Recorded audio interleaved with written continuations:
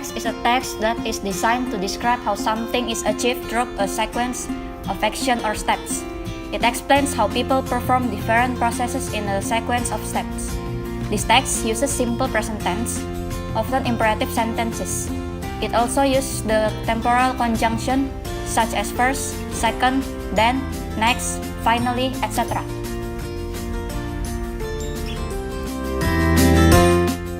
And today we will show you how to use microwave. First, plug in the cable into the electric socket. Second, cover the bowl with a plastic wrap.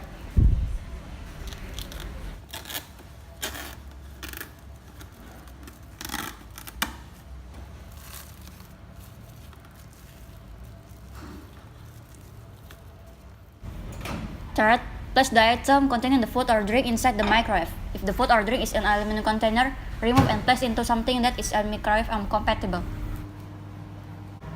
Set the timer and wait until it beeps.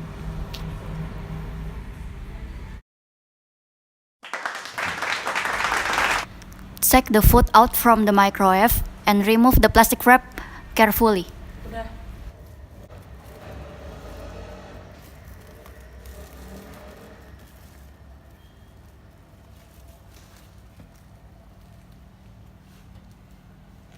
The food is ready to serve now. Finally, plug out the cable from the electric socket. 우리 사랑은 불타는